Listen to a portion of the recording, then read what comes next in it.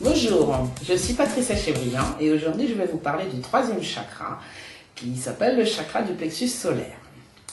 Ce troisième chakra commence sa rotation lorsque les deux premiers ont terminé les leurs, c'est-à-dire qu'ils commencent à tourner vers l'âge de 14 ans. À ce moment, les deux premiers chakras, chakra racine et chakra sacré, sont complètement actifs et le fonctionnement de ce troisième chakra va subir les répercussions positives ou négatives du fonctionnement des deux premiers chakras.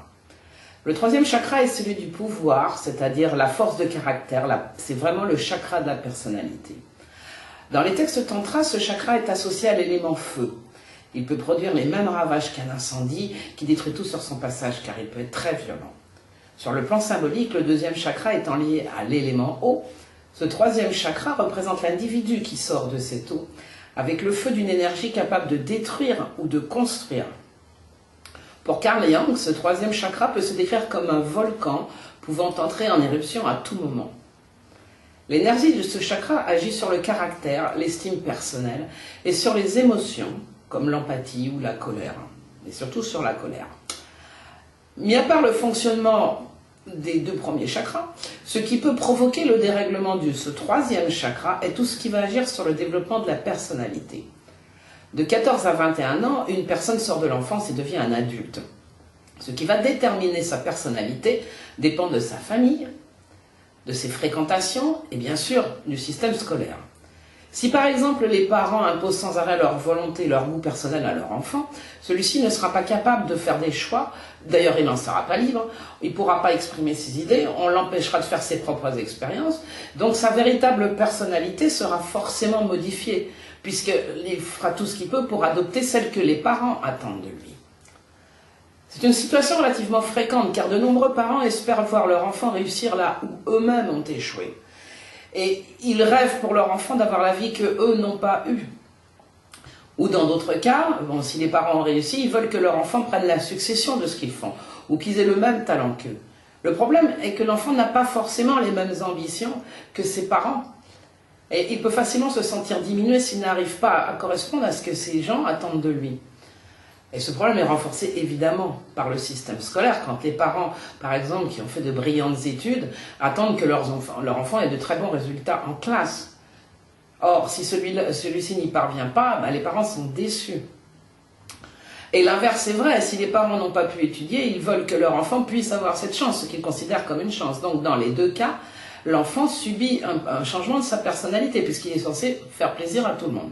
Que les parents aient étudié ou au contraire qu'ils n'aient pas eu la chance de faire des études, dans les deux cas, ils peuvent faire porter une très grande responsabilité sur les épaules de leur enfant. Et ça se traduira par un sentiment d'échec personnel, puisqu'il n'aura pas réussi à devenir ce qu'ils veulent. Alors au collège, au lycée, si personne ne s'occupe des capacités des capacités de ce qu'est capable de faire un ado, il peut se retrouver orienté vers une profession qui ne l'intéresse pas du tout, ou faire des études pour lesquelles il n'a aucun talent et qui ne l'intéressent pas plus que le reste, ou qui vont carrément à l'encontre de ce qu'il est. Bon. En fait, lorsqu'un enfant n'est pas encouragé à prendre son indépendance, à réfléchir par lui-même, à apprendre à gérer sa vie, lorsque ses choix ne sont ni écoutés ni pris en compte, ce troisième chakra se met à fonctionner mal. Et comme les autres chakras, il va provoquer des réactions qui seront en déficit ou en excès. Lorsqu'il fonctionne en déficit, il provoque des individus qui ont peu d'estime personnelle. Ce sont des gens qui ont beaucoup de difficultés dans la vie pour imposer leurs goûts, leurs idées, leurs opinions. Ils n'osent pas parler, ils ont très très peur qu'on ne les écoute pas ou qu'on se moque d'eux, tout simplement. Ça fait des personnalités facilement manipulables et contrôlables par les autres. On peut leur faire croire tout ce qu'on veut, puisque de toute façon, ils n'oseront pas dire le contraire. Bon. Lorsque ce chakra fonctionne en excès, alors là, ça peut aller jusqu'à la catastrophe. puisqu'il peut déclencher des violentes colères, de la haine, de l'agressivité, mais surtout une très très profonde volonté de destruction de soi-même. Soi-même et tout ce qui nous entoure. On est sans arrêt en conflit avec sa véritable personnalité et celle que l'on essaie de nous faire endosser. C'est très difficile à gérer et c'est ce qui provoque cette violence.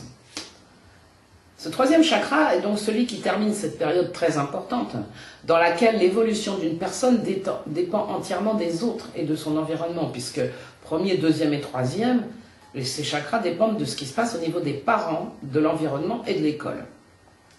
Lorsque ce troisième chakra a terminé sa rotation, la personne a atteint l'âge de 21 ans, et selon l'état de ces trois premiers chakras, il sera capable ou pas d'affronter sa vie d'adulte en toute tranquillité. Parmi les intelligences multiples, j'ai relié le troisième chakra à l'intelligence intrapersonnelle, car le développement de celle-ci permet de corriger le fonctionnement de ce chakra. Pourquoi? Parce que cette intelligence-là, c'est celle du moi, de l'ego. Donc elle nous enseigne à cultiver notre personnalité et notre indépendance. Mais nous verrons cela plus tard, car il faut d'abord voir tous les chakras pour comprendre ensuite l'importance que peuvent avoir les intelligences multiples sur chacun d'eux. Mon livre « Chakras et intelligences multiples » est en vente chez Amazon. Pour obtenir des informations sur les ateliers que j'organise, eh bien, visitez mon site patriciachevrillon.com. Et pour suivre mes vidéos, eh bien, abonnez-vous à ma chaîne YouTube.